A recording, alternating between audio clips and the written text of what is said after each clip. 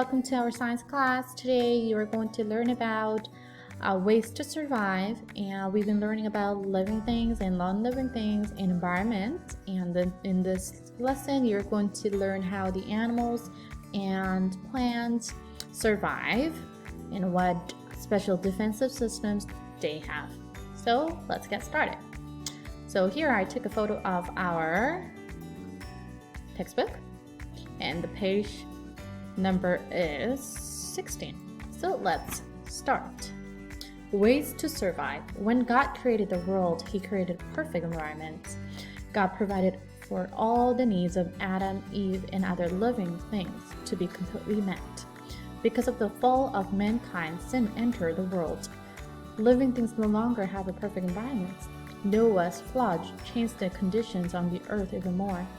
It became more difficult for living things to meet their needs in the new environment. However, God created plants, animals, and people with the ability to change as conditions change. Living things cannot change to become other living things, but often they can adapt to a new condition. An adaptation is a change in a characteristic of a living thing that allows it to survive in its environments. Excuse me. So I'm going to highlight this because this is one of the key terms. An adaptation may be a physical characteristic, or it may be a skill or behavior. So what does that mean? So physical characteristic is like far. So here there is more explanation. A physical characteristic can be the thickness of an animal's fur or the shape of a plant's flower. How an animal hunts for food or builds a shelter for protection are examples of skills or behavior. So here we go. Let me show you. As you know, Miss Gang has a pet, and I have this lovely pet, and her name is Kong Kong. And I noticed that she changes her fur color as seasons go by. However, it's not like chameleon where it can't change whenever she feels like it. It's more like because of the weather and climate, she is growing different fur to adjust to the temperature. So in the winter, I noticed that she has darker fur, whereas in summer or spring, she has a lighter color.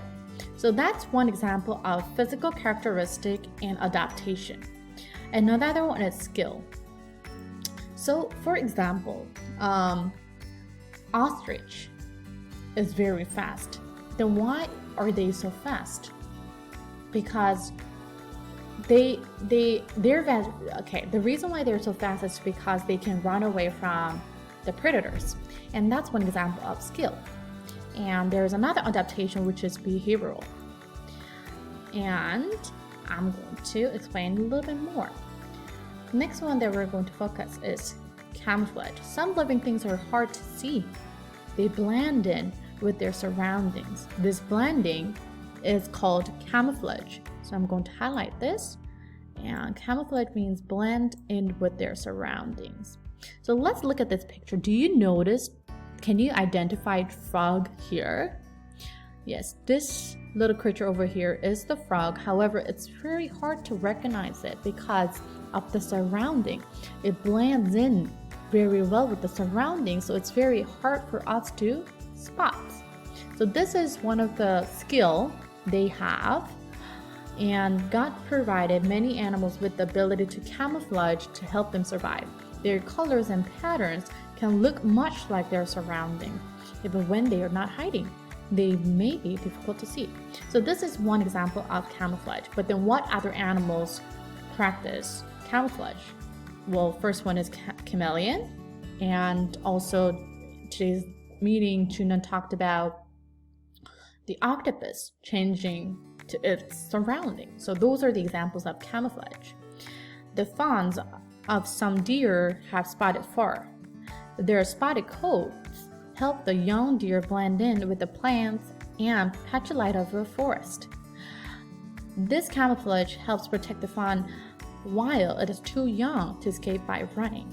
So here is another example of camouflage. Can you find a fawn? I think it's over here. but it's very hard to identify because the pattern that a fawn has is blending very well with the surrounding. And this is also one example of camouflage.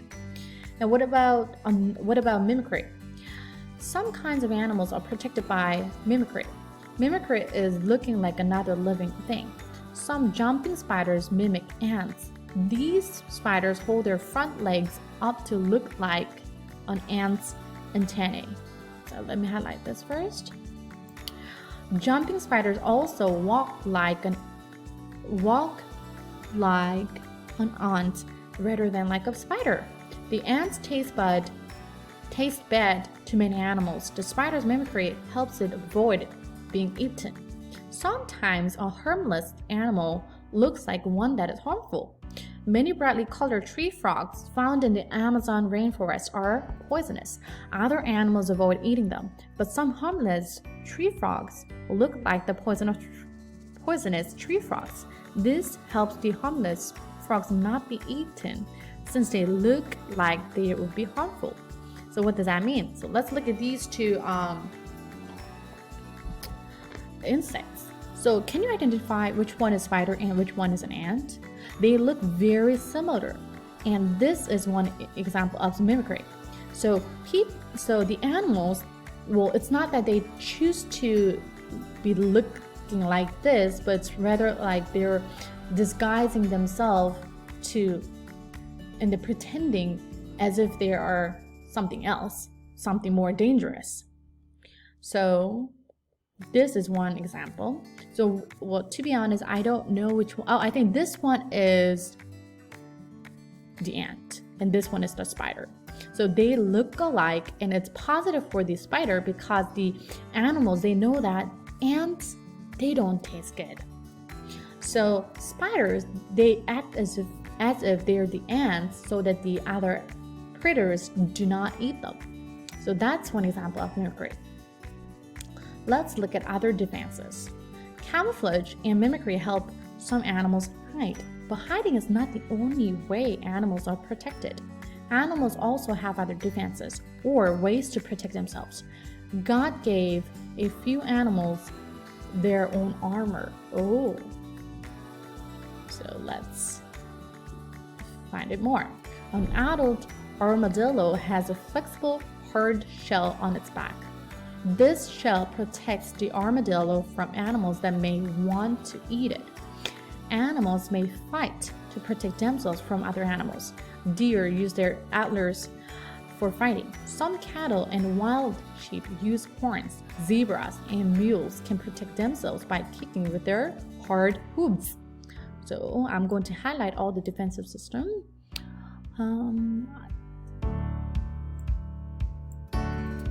Is there anything else I'm missing? Okay. Other animals use their teeth or claws. So those are all examples of defensive feature that an animal can have.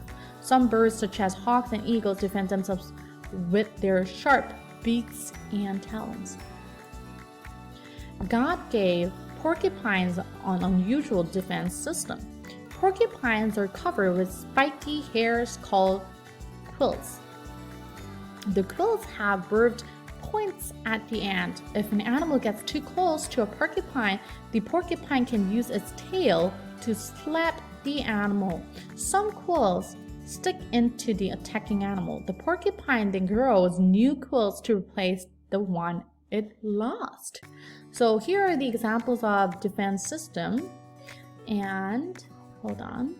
So this animal here is called armadillo, and it's just, well, as you can see, it's protected by a very thick shell, and sometimes we call it armor, and it protects them from being eaten because it has such a hard shell. The other animals can hardly bite them, and same for porcupines. Let's move along. Migration. Animals migrate or move from one place to another. Most animals migrate to find food and water. Often they migrate as the seasons change. In Africa, many animals migrate to find the food and water they need during the dry season. So migrate is another adaptation. and that is moving from one place another, well, because to find food, water, and also to adjust to the climate. Some animals migrate great distances. The Arctic tern is a bird that travels further than any other animal. The tern's travels take it from the Arctic to Antarctica and back again each year. So let's look at the map here. So this is the distance that the terns are traveling. And then they're traveling the furthest out of all animals. And another adaptation is hibernation.